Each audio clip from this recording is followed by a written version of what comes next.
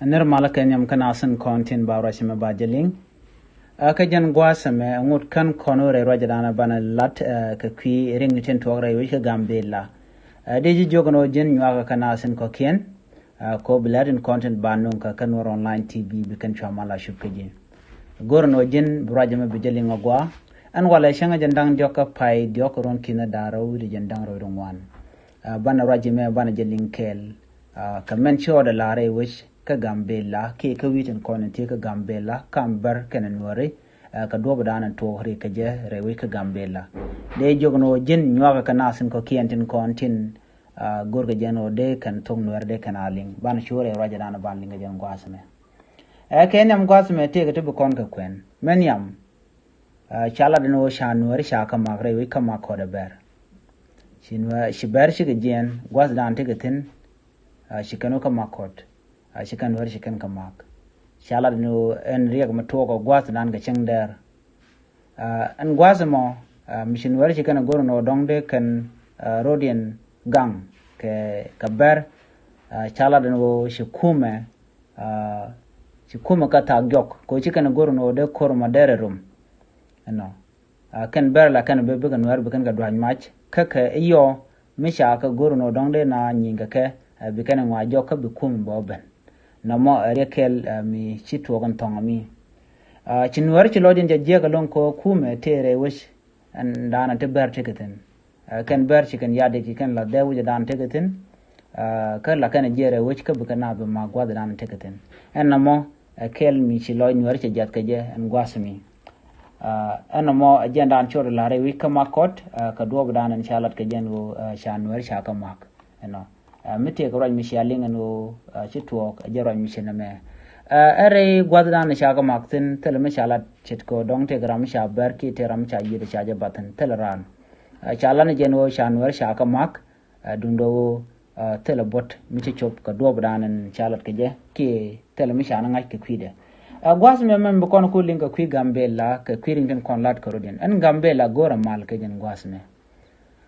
ko mu we no ka do dan len ngaro dingeje be nyodo gwano beteto wan long te bo jeka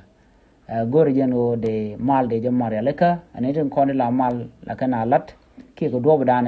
de ngwani de galat ke jam te ga dum wan long gwas me te gor keno de tech de ne de content non ka mal tin ba mal mo ba jalat en teje nyam dan de top kana ide shit kare to ne de content ba mal mo ba jalat te ga tinji gore di to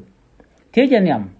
o ngum na kan wore re basni ko shi jan chang nam no ban wer ba kan la kan na shang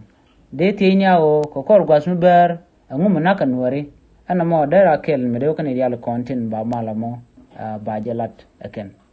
ngum na kan wore me cha jalat ana mo na kan wore mo ki kan an nan wore mo na mo ba jalat ko na kan wore shi dong bonne ke partni rewi ka gambela name enyir mi ci pine jan rebar ko kan ware bin kanak ko shi jan nagan yam nakan gane shang ana me akel mu goro de jogi boko do brande jogi ke je ante je mo goro je gwaw en wode je tekini ko no bu mala mo be kanalat ngum nakan ware ke je ka ngu meterke aken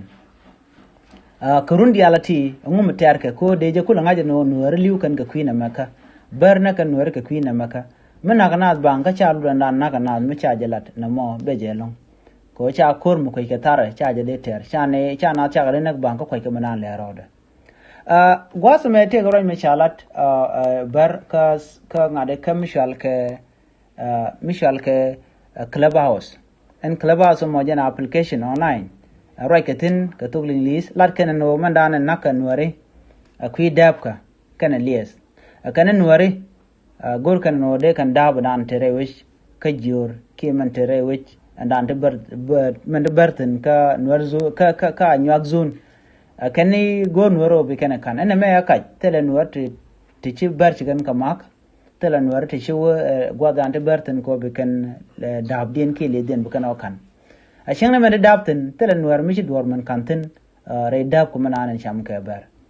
tele je kurun yala ti sham ber ndab ker so no konte gambe sham go ber tele nuar mi dwar shi man kan ka kane to mo gor je gwa en wojin braj mo bijeli ngwa gor en wojin bi subscribe ke bi nyu ka nasen ko kien ko bidin content balat ke kwi Gambela ka do bidan be mal be ben ke je bi ke chwalingten ko me nyam gor ke long ngum na ka nuare kwi mon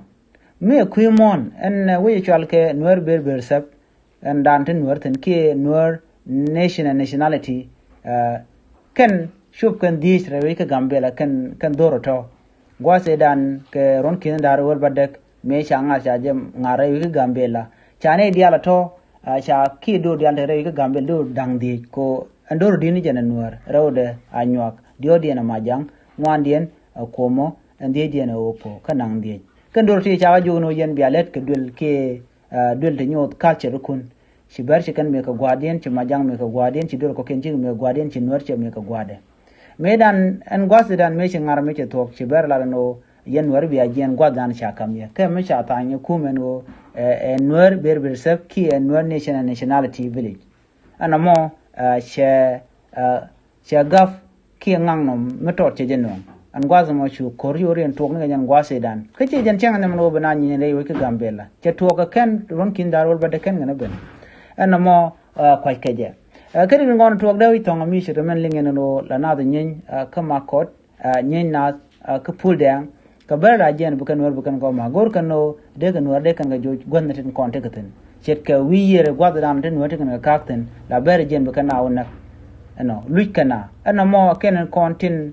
be jwa de jeng wer ka shi kan shu guje no shi kan biya nyin ne ti bukan bena nagne ina san wer ken wer kontin jel ka ban tin kai kamu ajen naga dan nakana na no ka basne kwaile kuch en me malat kana mo no nuare nakaka ko gor kana be kan liet be kana kan ka gor kana be kan da be kana kan me ni wa agenda me pai kana le